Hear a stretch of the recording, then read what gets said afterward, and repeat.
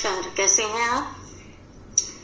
आज हम एक ऐसे ज्वलंत मुद्दे पर बात करेंगे जिसकी आवश्यकता पहले भी थी, आज भी है और हमेशा रहेगी, और जिसके बिना हम अपने जीवन की कल्पना कर ही नहीं सकते। वह है पानी। आज हम एक ऐसा लेख पढ़ेंगे जिससे आपको पानी की महत्ता समझ में आएगी और पानी के बिना होने वाली परेशानियां भी। तो चलिए, अक्सर आपके मन में भी ये सवाल आते होंगे कि पानी कहाँ से आता है, कहाँ चला जाता है, ये है सब। तो हम इन समस्याओं का समाधान ढूंढते हैं इस लेख से। तो खोलिए पाठ 16, पानी रे पानी। कहाँ से आता है हमारा पानी और फिर कहाँ चला जाता है हमारा पानी? हमने कभी इस बारे में कुछ सोचा है? सोचा तो नहीं होगा शायद, पर इस बारे में पढ़ा जरूर है। भूगोल की किताब पढ़ते समय जल चक्र जैसी बातें हमें बताई जाती हैं। एक सुंदर सा चित्र भी होता है इस पाठ के साथ। सूरज, समुद्र, बादल, हवा, धरती, फिर बरसात की बूंदें, और लो फिर बहती हुई एक नदी, और उसके किनारे बसा तुम्हारा हमारा घर, गांव या शहर। चित्र के दूसरे भाग में यह नदी अपने चारों तरफ का पानी लेकर उसी समुद्र में मिलती दिखती है। चित्र में कुछ तीर भी बने रहते हैं। समुद्र से उठी भाप बादल बनकर पानी में बदलती है, और फिर इन तीरों के सहारे जल की यात्रा एक तरफ से शुरू होकर समुद्र में वापस मिल जाती है। जल चक्र पूरा हो जाता है। यह तो हुई जल चक्र की किताबी बात, पर अब तो हम सबके घरों में, स्कूल में, माता पिता के दफ्तरों में, कारखानों और खेतों में पानी का कुछ अजीब सा चक्कर सामने आने लगा है। नलों में पूरे समय पानी नहीं आता। नल खोलो तो उससे पानी के बदले सू सू की आवाज आने लगती है। पानी आता भी है तो बेवक्त, कभी देर रात को तो कभी भोर सवेरे। मीठी नींद छोड़कर घर भर की बाल्टियां, बर्तन और घड़े भरते फिरो। पानी को लेकर कभी कभी कहीं कहीं आपस में तू तू मैं भी होने लगती है। रोज रोज के इन झगड़े टंटों से बचने के लिए कई घरों में लोग नलों के पाइप में मोटर लगवा देते हैं। इससे कई घरों का पानी खींचकर एक ही घर में आ जाता है। यह तो अपने आसपास का हक छीनने जैसा काम है, लेकिन मजबूरी मानकर इस काम को मोहल्ले में कोई एक घर कर बैठे तो फिर कोई और कई घर यही करने लगते हैं। पानी की कमी और बढ़ जाती है। शहरों में तो अब कई चीजों की तरह पानी भी बिकने लगा है। यह कमी गांव शहरों में नहीं, बल्कि हमारे प्रदेशों की राजधानियों में और दिल्ली, मुंबई, कोलकाता, चेन्नई और बेंगलोर जैसे बड़े शहरों में भी लोगों को भयानक कष्ट में डाल देती है। देश के कई हिस्सों में तो अकाल जैसी हालत बन जाती है। यह तो हुई गर्मी के मौसम की बात, लेकिन बरसात के मौसम में क्या होता है? लो, सब तरफ पानी ही बहने लगता है। हमारे तुम्हारे घर, स्कूल, सड़कों, रेल की पटरियों पर पानी भर जाता है। देश के कई भाग बाढ़ में डूब जाते हैं। यह बाढ़ न गांवों को छोड़ती है, न मुंबई जैसे बड़े शहरों को। कुछ दिनों के लिए सब कुछ थम जाता है, सब कुछ बह जाता है। ये हालात हमें बताते हैं कि पानी का बेहद कम हो जाना और पानी का बेहद ज्यादा हो जाना, यानी अकाल और बाढ़ एक ही सिक्के के दो पहलू हैं। यदि हम इन दोनों को ठीक से समझ सकें और संभाल लें तो इन कई समस्याओं से छुटकारा मिल सकता है। चलो थोड़ी देर के लिए हम पानी के इस चक्कर को भूल जाएं और याद करें अपनी गुल्लक को। जब भी हमें कोई पैसे देता है, हम खुश होकर दौड़कर उसे झट से अपनी गुल्लक में डाल देते हैं। 1 रुपया, 2 रुपया, 5 रुपया, कभी सिक्के तो कभी छोटे बड़े नोट, सब इसमें धीरे धीरे जमा होते जाते हैं। फिर जब कभी हम उन कुछ पैसों की जरूरत पड़ती है तो इस गुल्लक की बचत का उपयोग कर लेते हैं। हमारी यह धरती भी इस तरह की खूब बड़ी गुल्लक है। मिट्टी की बनी इस विशाल गुल्लक में प्रकृति वर्षा के मौसम में खूब पानी बरसाती है। तब रुपयों से भी कई गुना कीमती इस वर्षा को हमें इस बड़ी गुल्लक में जमा कर लेना चाहिए। हमारे गांव में, शहर में जो छोटे बड़े तालाब, झील आदि हैं, वे धरती की गुल्लक में पानी भरने का काम करते हैं। इनमें जमा पानी जमीन के नीचे जल के भंडार में धीरे धीरे रिसकर छनकर जा मिलता है। इससे हमारा भूजल भंडार समृद्ध होता जाता है। पानी का यह खजाना हमें दिखता नहीं, लेकिन इसी खजाने से हम बरसात का मौसम बीत जाने के बाद पूरे साल भर तक अपने उपयोग के लिए घर में, खेतों में, पाठशाला में पानी निकाल सकते हैं। लेकिन एक दौर ऐसा भी आया जब हम लोग इस छिपे खजाने का महत्व भूल गए और जमीन के लालच में हमने अपने तालाबों को कचरे से पाट कर भर कर समतल बना दिया। देखते ही देखते इन पर तो कहीं मकान, कहीं बाजार, स्टेडियम और सिनेमा आदि खड़े हो गए। इस बड़ी गलती की सजा अब हम सबको मिल रही है। गर्मी के दिनों में हमारे नल सूख जाते हैं और बरसात के दिनों में हमारी बस्तियां डूबने लगती हैं। इसलिए यदि हमें अकाल और बाढ़ से बचना है तो अपने आसपास के जल स्रोतों की, तालाबों की और नदियों आदि की रखवाली अच्छे ढंग से करनी पड़ेगी। जल चक्र हमें ठीक से समझे। जब बरसात हो तो उसे थाम ले, अपना भूजल भंडार सुरक्षित रखें, अपनी गुल्लक भरते रहें, तभी हमें जरूरत के समय पानी की कोई कमी नहीं आएगी। यदि हमने जल चक्र का ठीक उपयोग नहीं किया तो हम पानी के चक्कर में फंसते चले जाएंगे। तो देखिए कितना सुंदर पाठ है। इसमें पानी का उपयोग बताया है, पानी को संभालने के तरीके, संरक्षण के तरीके बताए हैं और पानी को प्रकृति का गुल्लक बताया है। पानी के जो स्रोत हैं, नल, तालाब, इनको प्रकृति का गुल्लक बताया है। तो देखिए कितनी सुंदर कल्पना है, कितना सुंदर इसका प्रयोग है। यह लेख किसने लिखा है? अनुपम मिश्र जी ने। इस लेख में वो पानी की अहमियत के बारे में बताते हैं कि हम बचपन से सोचते थे कि कहाँ पानी आता है, कहाँ से आता है और कहाँ से चला जाता है। आपने अपने भूगोल की किताब में जल चक्र देखा होगा कि किस प्रकार नदियों का, समुद्र का पानी सूखता है, भाप बनता है, आसमान में बादलों में जाता है, फिर वो बादल में पानी भारी हो जाता है, बन के बूंदे जब एब्जॉर्ब कर लेता है, सोख लेता है, वो जब ठंडी होती हैं, फिर जब बादल भर जाता है तो दोबारा वो बरसात के रूप में धरती पर गिरता है, बारिश के रूप में गिरता है। तो ये था जल चक्र। लेकिन ये चक्र तो हुआ जल के प्रोसेस समझाने के लिए, जल के बनने की प्रक्रिया समझाने के लिए।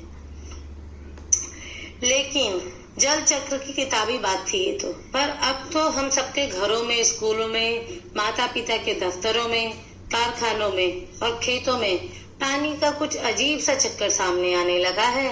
नलों में अब पानी नहीं आता है। आप अपने घरों में भी देखते होंगे कि आप जब चाहो नल ऑन करो, पानी नहीं आता होगा ना। पानी की जगह पे सू सू आवाज आती होगी। जब नल के अंदर हवा भर जाती है तो ऐसी सू सू आवाज आती है ना, ऐसी आवाज।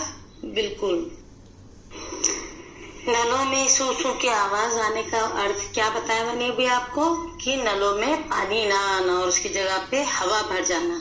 तो जब हवा भर जाती है नलों में तो ऐसे ही आवाज आती है। और पानी आता भी है तो कभी देर रात से या फिर कभी सुबह सुबह आ जाता है, जिसकी वजह से लोगों को अपने घर की बाल्टियां, बर्तन और घड़े भरने के लिए अपनी मीठी मीठी नींद छोड़नी पड़ती है। सुबह जल्दी उठना पड़ता है या फिर रात को यदि लेट पानी आता है तो देर तक जागना पड़ता है। और कहीं कहीं तो इस पानी को भरने के लेकर तू मैं यानी लड़ाई झगड़ा भी होने लगता है। और लोगों ने अब तो इस रोज की लड़ाई झगड़े से बचने के लिए अपने घरों में मोटर लगवा ली है। मोटर लगाने से क्या होता है, आसपास के घरों का पानी भी उस घर में पानी खींच लिया जाता है। ये तो वही बात हो गई कि दूसरों का हक मारने वाली बात, यानी जो पानी 10 घरों में आना चाहिए था एक जने के घर में ही वो सारा पानी आ जाता है। उसके बाद पानी की कमी और बढ़ जाती है। शहरों में तो अब कई चीजों की तरह पानी भी बिकने लगा है। यहाँ सभी गांव शहरों में ही नहीं बल्कि हमारे प्रदेशों की राजधानियों में और दिल्ली, मुंबई, कोलकाता, चेन्नई और बेंगलोर जैसे बड़े शहरों में भी लोगों को भयानक कष्ट में डाल देती है। और देश में कई हिस्सों में तो अकाल जैसे हालत बन जाते हैं। अकाल मतलब जहाँ बिल्कुल पानी नहीं मिले, ऐसी हालत हो जाती है। ये तो हुई गर्मी के मौसम की बात।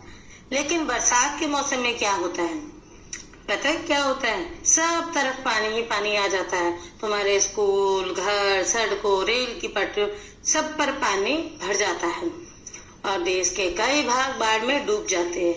यह क्यों होता है? यह हालात हमें बताते हैं कि पानी का बेहद कम हो जाना या पानी का बेहद ज्यादा हो जाना, यानी अकाल और बाढ़ एक ही सिक्के के दो पहलू हैं। यदि हम इन दोनों को ठीक से समझ सकें और संभाल ले तो इन कई समस्याओं से छुटकारा मिल सकता है। जैसे मैं आपको एक सरल उदाहरण से बताती हूँ जो इसमें दिया गया है। आपके पास, सबके पास गुल्लक होती है। आपको जब कोई आपके घर में मेहमान आता है, आपको पैसे देता है, सिक्के देता है, या 10 रुपए, 100 रुपए, 50 रुपए का नोट देता है, आप वो सारे सिक्के या नोट अपने गुल्लक में डालते रहते हैं, है ना? और जब आपको जरूरत होती है आप उसमें से निकाल देते हैं। उसी प्रकार प्रकृति का गुल्लक क्या होते हैं? नदी, तालाब, समुद्र, छोटे छोटे तालाब, झील, ये सब नदी की, प्रकृति की गुल्लक होती है जिसमें पानी जमा होता है। और जब बरसात में वो पानी जमा होता है और जब बरसात का मौसम निकल जाता है, गर्मियों में, सर्दियों में, वही पानी का स्रोत धरती के नीचे रिस कर हमें पूरे साल मिलता है। हमारे पीने का स्रोत बनता है। पानी के प्रयोग के लिए हमारे काम आता है। लेकिन हम लोग उस जो स्रोत है, नदी, झील, तालाब, उन छोटे छोटे तालाबों को बंद करके इसमें कूड़ा कचरा डाल देते हैं, उसे बंद कर देते हैं। उसके ऊपर बड़े बड़े मॉल बना दे रहे हैं, घर बना दे रहे हैं, बिल्डिंग, मकान, बाजार, स्टेडियम बना दे रहे हैं। इसी बड़ी गलती की सजा हम सबको अभी तक मिल रही है। और गर्मियों के दिनों में हमारे नल सूख जाते हैं। बरसात के दिनों में उस पानी का निकास नहीं हो पाता जो आसमान से गिरा है बारिश के रूप में। उसके निकास के लिए स्रोत तो है ही नहीं। अब हमने वहां पर सब जगह जहां पर पहले तालाब थी, नदियां थी, वहां पर मकान बना लिए, बाजार बना लिए, बड़ी बड़ी बिल्डिंग खड़ी कर दिए, तो पानी कहाँ जाएगा? जिस कारण हमारी बस्तियां डूबने लगती हैं। इसलिए यदि हमें अकाल और बाढ़ से बचना है तो हमें अपने आसपास के जल स्रोतों की, तालाबों की और नदियों आदि की रखवाली अच्छे ढंग से करनी पड़ेगी और उन्हें साफ सुथरा भी रखना पड़ेगा। जल चक्र हम ठीक से समझे। जब बरसात हो तो उसे थाम ले, अपना भूजल भंडार सुरक्षित रखें, अपने गुल्लक, कौन सी गुल्लक? पानी की गुल्लक भरते रहें, तभी हमें जरूरत के समय पानी की कोई कमी नहीं आएगी। यदि हमने जल चक्र का ठीक उपयोग नहीं किया तो हम पानी के चक्कर में फंसते चले जाएंगे और एक दिन ऐसा आएगा कि पानी के बिना हम सब मर जाएंगे। तो इसलिए हमें पानी बचाना बहुत जरूरी है। यदि बच्चों आपके घरों में भी मोटर लगी हुई तो पानी का बिल्कुल भी आप गलत प्रयोग ना करें। आज मोटर चला के पानी आ रहा है, कल को मोटर चलाकर भी पानी नहीं आएगा, तब आपको पानी की कीमत असल में पता लगेगी। इसलिए आप अपने मम्मी पापा को, अपने घर वालों को, अपने पड़ोसियों को, सभी को पानी के उपयोग के प्रति जागरूक करें और पानी का दुरुपयोग बिल्कुल भी ना करें। पीने के लिए भी इतना ही पानी लें जितना आपको पीना है। यदि आपको आधा गिलास पानी पीना है तो आप पूरा भरकर 1 गिलास ना लें, फिर आप आधा जूठा पानी फेंक देते हो तो उससे भी पानी बर्बाद होता है। शावर की जगह पे नल के पानी से नहाए, 1 बाल्टी पानी ले उसी में नहाए तो उससे भी आपके पानी की बचत होती है। या आप अपनी गाड़ियां, अपने वाहन धोते हैं तो पाइप से ना धोकर कपड़ा गीला कर गीले कपड़े से अपने वाहनों को साफ करें। पापा की बाइक, पापा की कार, उससे साफ करें। तो इस प्रकार पानी की बचत होती है। और भी कई तरीके हैं पानी की बचत के। और नदी तालाबों में कपड़े बिल्कुल ना धोए, नदी तालाब को आसपास साफ रखें ताकि जरूरत पड़ने पर उसका भी, आपको पता है कि हम अपने नदी तालाब का पानी भी प्रयोग करते हैं तो उसे भी स्वच्छ रखें ताकि आप उसे इस्तेमाल कर सकें। फिर आते हैं इसके अभ्यास कार्य पर। देखिए तुम्हारे आसपास क्या क्या है। अपने आसपास के बड़ों से पूछकर पता लगाओ तुम्हारे घर में पानी कहाँ से आता है, तुम्हारे घर में पानी कहाँ से आता है, तुम्हारे घर का मैला पानी बहकर कहाँ जाता है। तीसरा, तुम्हारे इलाके में धरती के अंदर का पानी कितने फीट या कितने हाथ नीचे। देखिए बेटा, जब आप हैंडपंप लगाते हो, आपने देखा होगा हैंडपंप लगता है तो जमीन खोदते हैं, पानी आप सबको पता है जमीन के नीचे से आता है। पहले जहाँ पानी 10 फीट 20 फीट में आ जाता था, अब उसका लेवल बहुत डाउन चला गया, बहुत नीचे चला गया। हमारे धरती पे पानी की इतनी कमी हो गई है कि 60 फीट 200 फीट इतना गहरा 200 फीट तक खोदने में भी पानी नहीं आ पा रहा है। ये बुरी हालत हो गई है। फिर रखा, आज से 15 वर्ष पहले यह पानी कितना नीचे था। आज से 15 वर्ष पहले पता करना कि कितने फीट पर खोदने पर पानी आ जाता था, और 15 सालों में ही आप देखोगे कि इसका स्तर बहुत नीचे जा चुका है। तो पूछिएगा अपने दादा से, पापा से। फिर देखिए, अनुमान लगाइए। पाठ के आधार पर बताओ, अपने घर के नल के पाइप में मोटर लगवाना दूसरों का हक छीनने के बराबर है। लेखक ऐसा क्यों मानते हैं। दूसरा, बड़ी संख्या में इमारतें बनने से बाढ़ और अकाल का खतरा कैसे पैदा होता है। तीसरा, धरती की गुल्लक किन किन साधनों से भरती है। यदि हाँ तो क्या तुम्हारे इलाके में कभी बाढ़ आई है। यदि हाँ तो उसके बारे में लिखो। दूसरा, क्या तुम्हारे घर में पानी कुछ ही घंटों के लिए आता है। यदि हाँ तो बताओ कि कैसे तुम्हारे परिवार की दिनचर्या नल में पानी के साथ बंधी होती है। तीसरा, क्या तुम्हारे मोहल्ले में रोजमर्रा की जरूरतें पूरी करने के लिए लोगों को पानी खरीदना पड़ता है। आजकल आप देखते हैं बेटा, शहरों में हम 20 लीटर की पानी की बोतल खरीदते हैं पीने के लिए ना। बिस्लरी की बोतल मिलती है, बाकी बोतल्स मिलती है, किनले, बिस्लरी बोतल, बहुत सारे पानी के ऐसे ब्रांड हैं जो अब पीने के लिए हम लोग खरीदते हैं। तो देखिए, आजकल पानी भी पैसों में खरीदा जाता है ना। हाँ, तो तुम बताओ कि तुम्हारे घर में रोज औसतन कितने लीटर पानी खरीदा जाता है, इस पर कितना खर्च होता है। फिर देखिए, संकट क्यों। पहला, पाठ में पानी के संकट के किस प्रमुख कारण की बात की गई है। दूसरा, पानी के संकट का एक और मुख्य कारण पानी की फिजूल खर्ची भी है। कक्षा में 5-5 के समूह में बातचीत करो, या आप आजकल कक्षाएं आपकी नहीं चल रही है तो आप अपने दोस्तों के साथ भी समूह में बातचीत कर सकते हैं कि अपने रोजमर्रा की जिंदगी में पानी की बचत करने के लिए तुम क्या क्या उपाय कर सकते हो। जितना उपलब्ध हो उससे कहीं ज्यादा खर्च करने से पानी का संकट उत्पन्न होता है। क्या यही बात हम बिजली के संकट के बारे में भी कह सकते हैं। और देखिए, पानी का चक्कर, भाषा का चक्कर। पानी की समस्या या बचत से संबंधित पोस्टर और नारे तैयार करो। यह काम तुम 4-4 के समूह में कर सकते हो। दूसरा, पानी की बर्बादी, सबकी बर्बादी। इस नारे में बर्बादी शब्द का एक अर्थ है या दो अलग अर्थ, सोचो। तीसरा, पानी हमारी जिंदगी में महत्वपूर्ण तो है ही, मुहावरों की दुनिया में भी इसकी खास जगह है। पानी से संबंधित कुछ मुहावरे इकट्ठे करो, जैसे पानी पानी होना यानी शर्माना, और उनका उचित संदर्भ में प्रयोग करो। ठीक है, तो ये अभ्यास कार्य कीजिएगा। फिर देखिए, नदी का सफर। कि नदी, किसी भी नदी की शुरुआत ऊंचे स्थानों या पहाड़ों से होती है। नदी में पानी झरने से, झील से, बारिश से या फिर हिम के पिघलने से आता है। तो यहाँ पे नदी का सफर पड़ेगा। और मैं आपको एक खास बात बताती हूँ, हक की बात। आजादी के बाद पिछले 60 वर्षों में दिल्ली में पानी की औसत मांग या खपत लगभग 3 गुना बढ़ गई है, पर झुकी बस्तियों को अभी भी औसत खपत का 30% पानी ही मिल पाता है। जब जरूरत के हिसाब से लोगों को पानी नहीं मिलता तो उनके हक छीनते हैं। हमारे समाज में जरूरतों से जुड़े और कौन से मुद्दे हैं जहां हमें बराबरी का बंटवारा नहीं दिखाई देता, और कई लोगों का हिस्सा छीन कर कुछ लोगों को दे दिया जाता है। कक्षा में और घर पर बड़ों के साथ चर्चा करो। तो यह सब थी आज पानी के विषय में बहुत ही महत्वपूर्ण बातचीत थी। यह लेख बहुत ही महत्वपूर्ण है। मैं आशा करती हूँ आपको इस लेख से काफी कुछ समझ में आया होगा। पानी की बचत कितनी जरूरी है ये भी समझ में आएगा। तो आपसे आप अपने घर पर अपने मम्मी पापा को, अपने पड़ोसियों को, अपने रिश्तेदारों को और अपने दोस्तों सभी को पानी के बारे में जागरूक करेंगे, पानी की बचत के बारे में जागरूक करेंगे। इसी आशा के साथ मैं विदा लेती हूँ। फिर मिलूंगी आपसे अगले पाठ के साथ। धन्यवाद।